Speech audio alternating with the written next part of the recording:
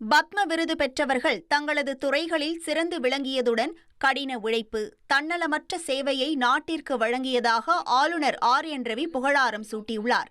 தமிழ்நாட்டிலிருந்து பத்ம விருதுகள் பெறுவோருக்கான பாராட்டு விழா சென்னை கிண்டியில் உள்ள மக்கள் மாளிகையில் நடைபெற்றது. இதில் பங்கேற்று பத்ம விருது பெறுபவர்களை கௌரவித்த ஆளுநர் என் ரவி, பத்ம விருது பெறுபவர்கள் இந்த நாட்டின் முக்கிய அங்கம் என கூறினார்.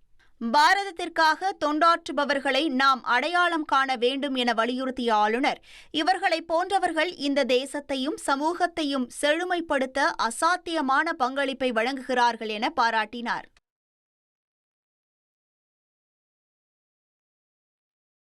ராமேஸ்வரத்தைச் சேர்ந்த 3 மீனவர்களை கைது செய்த வழக்கில் இலங்கை நீதிமன்றம் 2 பேரை விடுதலை செய்தது. கடந்த ஆண்டு டிசம்பர் மாதம் 30ஆம் தேதி கச்சத்தீவில் மீன்பிடித்துக் கொண்டிருந்த போது இலங்கை கடற்படையால் 3 மீனவர்கள் கைது செய்யப்பட்டு விசைப்படகு ஒன்றும் பறிமுதல் செய்யப்பட்டது.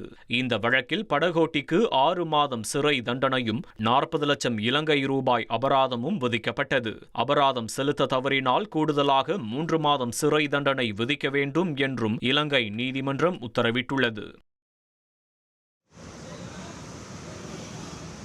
வேலூரில் மக்கள் சந்திப்பு நிகழ்ச்சி முடிந்து திரும்பிய விஜயின் வாகனத்தை பின்தொடரக்கூடாது என சுங்கச்சாவடியில் அனைத்து வாகனங்களும் நிறுத்தி வைக்கப்பட்டதால் இருசக்கர வாகன ஓட்டிகள் போலீசாருடைய வாக்குவாதம் ஏற்பட்டது.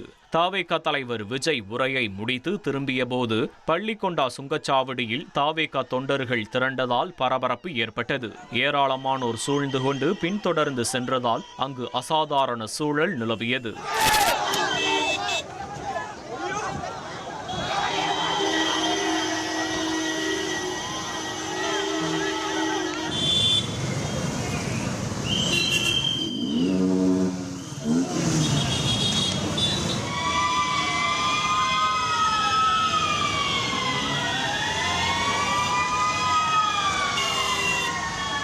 சுங்கச்சாவடியில் வாகனங்கள் நிறுத்தி வைக்கப்பட்டதால் இருசக்கர வாகன ஓட்டிகள் ஹாரன் அடித்து வாக்குவாதத்தில் ஈடுபட்டனர்.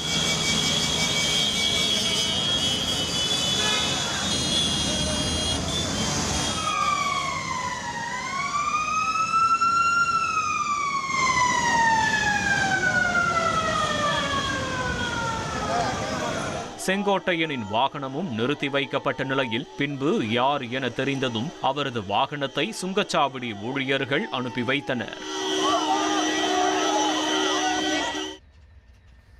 திருவள்ளூர் மாவட்டம் ஒப்பசமுத்திரம் கிராமத்தில் அமைந்துள்ள சுண்ணாம்பு தொழிற்சாலைகளில் இருந்து நச்சு புகை வெளியேறி சுகாதார பாதிப்பு ஏற்படுவதாக கிராம மக்கள் புகார் தெரிவித்தனர்.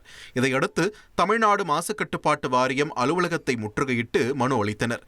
இதையடுத்து மாசு கட்டுப்பாட்டு விதிகளை மீறும் தொழிற்சாலைகள் மீது கடுமையான நடவடிக்கை எடுக்க வேண்டும் என்று பொதுமக்கள் கோரிக்கை வைத்தனர்.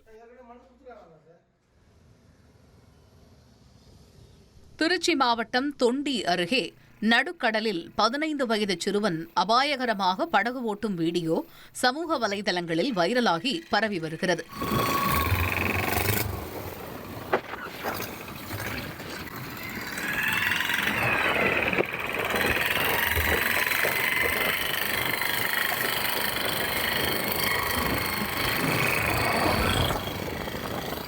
இதுபோன்ற சம்பவம் சிறுவனின் உயிருக்கே கூட ஆபத்தாக முடியும் சூழல் நிலவுகிறது. இதுகுறித்து அதிகாரிகள் விசாரணை நடத்தி உரிய நடவடிக்கை எடுக்க வேண்டும் என சமூக ஆர்வலர்கள் கோரிக்கை விடுத்துள்ளனர். ஐயா வைகுண்டரின் 194வது அவதார தின விழாவை முன்னிட்டு நெல்லை மற்றும் தென்காசி மாவட்டங்களுக்கு மார்ச் 4ஆம் தேதி உள்ளூர் விடுமுறை விடப்பட்டுள்ளது. இதற்கான அறிவிப்பை அந்தந்த மாவட்ட ஆட்சியர்கள் வெளியிட்டுள்ளனர். இதற்கிடையே அன்றைய தினம் அரசு பொதுத் தேர்வுகள் எவ்வித மாற்றமும் இன்றி நடைபெறும் என 2 மாவட்ட நிர்வாகங்களும் தெரிவித்துள்ளன. மேலும் இந்த விடுமுறையை ஈடு செய்யும் வகையில் தென்காசியில் மார்ச் 7ஆம் தேதியும் நெல்லையில் மார்ச் 14ஆம் தேதியும் வேலை நாட்களாக மாவட்ட நிர்வாகம் அறிவித்துள்ளது.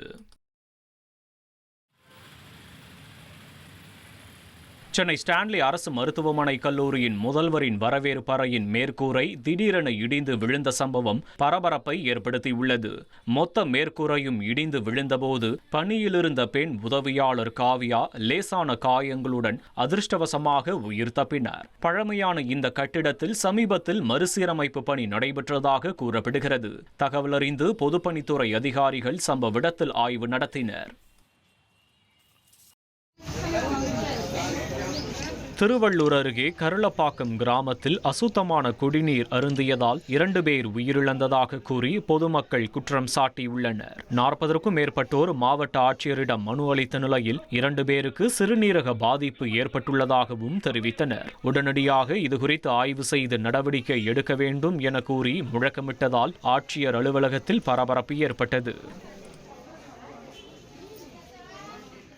தென்காசி மாவட்டத்தில் பெய்த கனமழையால் அறுவடை முடிந்து விற்பனைக்கு தயாராக இருந்த நெல்மணிகள் சேதமடைந்தன. சங்கரன்கோவில், வாசுதேவநல்லூர், ராயகிரி பகுதிகளில் கனமழை கொட்டி தீர்த்தது. இதனால் விற்பனைக்கு தயாராக குவித்து வைக்கப்பட்டிருந்த நெல்மணிகள் நனைந்து சேதமாகின. பெரும் நஷ்டத்தை சந்தித்துள்ளதாக விவசாயிகள் வேதனை தெரிவித்தனர். ஆலங்குளத்தில் இரவில் பெய்த கனமழையால் பள்ளியை மழைநீர் சூழ்ந்து மாணவர்கள் கடும் அவதியடைந்தனர். தென்காசி மாவட்டம் ஆலங்குளத்தில் இரவில் இடி மின்னலுடன் பெய்த கனமழையால் அரசு மேல்நிலைப்பள்ளி வளாகம் முழுவதும் நீர் தேங்கியது. கடும் சிரமத்திற்கு மத்தியில் மாணவர்களும் ஆசிரியர்களும் பள்ளிக்குள் சென்றனர். மழை பெய்யும் போதெல்லாம் இந்த சிரமத்தை மாணவர்கள் சந்திப்பதாகவும் அதற்கு தீர்வு ஏற்படுத்த வேண்டும் என்றும் அப்பகுதி மக்கள் கோரிக்கை விடுத்துள்ளனர். கிருஷ்ணகிரி மாவட்டம் அட்டக்குருக்கி என்னும் பகுதியில் உணவு தேடி ஊருக்குள் நுழைந்த ஒற்றை காட்டு யானை ஏரியில் தஞ்சமடைந்ததால் பரபரப்பு ஏற்பட்டது. ஏரி முழுவதும் சூழ்ந்துள்ள ஆகாய தாமரைகளுக்கு இடையில் ஒற்றை காட்டு யானை பதுங்கி குளியலிட்டு கொண்டிருந்தது. தகவல் அறிந்த வனத்துறை மற்றும் நெடுஞ்சாலைத்துறை அதிகாரிகள் அவ்வழியே செல்லும் வாகன ஓட்டிகள் மற்றும் பொதுமக்கள் கவனமாக இருக்க கோரி எச்சரிக்கை விடுத்துள்ளனர்.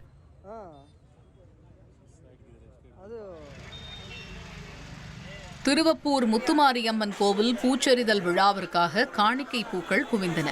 புதுக்கோட்டை மாவட்டம் திருவப்பூர் முத்துமாரியம்மன் கோவிலில் மாசி மகா திருவிழாவை ஒட்டி நடைபெறும் பூச்செறிதல் விழாவில் மாவட்டம் முழுவதும் இருந்து பக்தர்கள் பல்வேறு வகையான பூக்களை காணிக்கையாக செலுத்தினர். கோவில் ஊழியர்கள் அம்மனுக்கு சிறப்பு அலங்காரம் செய்வதற்கான பூக்களை தயார் செய்தனர்.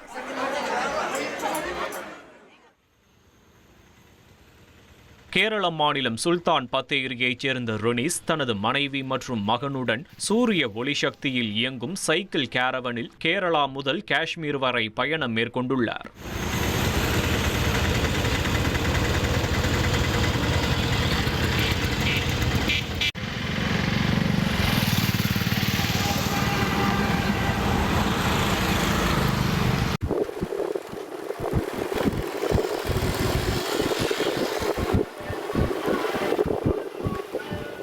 இந்த கேரவனில் சமையல் மற்றும் உறங்கும் வசதிகளும் செய்யப்பட்டுள்ளன.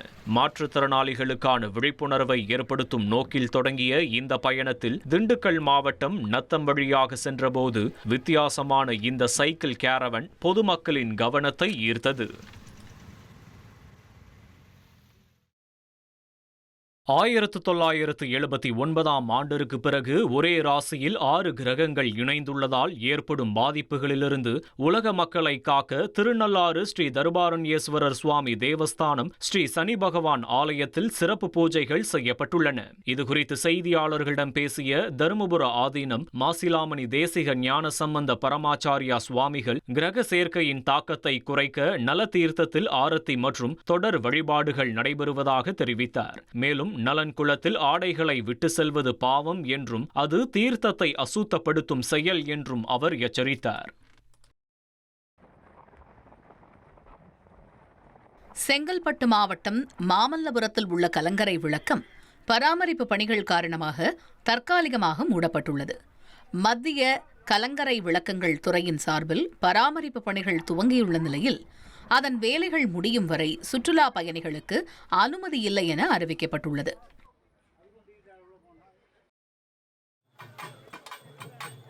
கள்ளக்குறிச்சி அருகே நடைபெற்ற மயான கொள்ளை நிகழ்ச்சியில் 10,000த்திற்கும் மேற்பட்ட பக்தர்கள் கலந்து கொண்டனர். தியாகதுருகம் அடுத்த சித்தலூர் அங்காளம்மன் கோவிலில் தேர் திருவிழாவை முன்னிட்டு மயான கொள்ளை நடைபெற்றது. சிறப்பு அபிஷேகம், தீபாராதனைக்கு பின் அங்காளம்மன் வீதி உலா வந்து ஆற்றங்கரையில் மயான கொள்ளை நடந்தது. இதில் திரளான பக்தர்கள் கலந்து கொண்டனர். மாசிப் பெருவிழாவை ஒட்டி திருத்தணி முருகன் கோவிலில் ஏராளமானோர் தரிசனம் செய்தனர். மூலவருக்கு சிறப்பு அபிஷேகம் நடைபெற்றதுடன் உற்சவர் சிம்ம வாகனத்தில் எழுந்தருளி மாட வீதியுலா நடைபெற்றது. மேளதாளங்கள் முழங்க நடைபெற்ற பூஜையில் பங்கேற்ற பக்தர்கள் நீண்ட நேரம் காத்திருந்து சுவாமி தரிசனம் செய்தனர். காஞ்சிபுரம் காமாட்சியம்மன் கோயிலில் மாசி மாத பிரம்மோற்சவம் வெகு விமரிசையாக நடைபெற்று வருகிறது. 3ஆம் நாள் நிகழ்வில் சிறப்பு அலங்காரத்தில் லட்சுமி சரஸ்வதி தேவிகளுடன் தங்கசிம்ம வாகனத்தில் எழுந்தருளிய அம்மன் ராஜ வீதிகளில் வலம் வந்தார். வழியெங்கும் திரண்ட பக்தர்கள் கற்பூர ஆரத்தை காட்டி தரிசனம் செய்தனர்.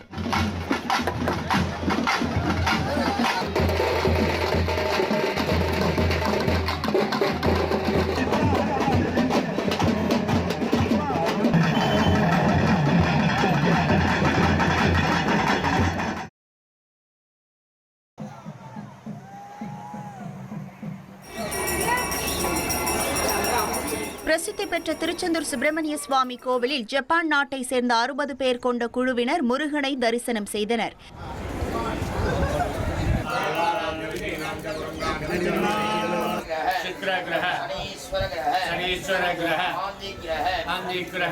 ஜப்பானை சேர்ந்த பால கும்பகுருமணி தலைமையில் வந்த அந்த குழு தமிழக ஆன்மீக பண்பாடு மற்றும் கலாச்சாரம் மீது கொண்ட ஆர்வத்தால் திருச்செந்தூர் முருகன் மற்றும் பரிவார தெய்வங்களை வழிபட்டதாக கூறினர்.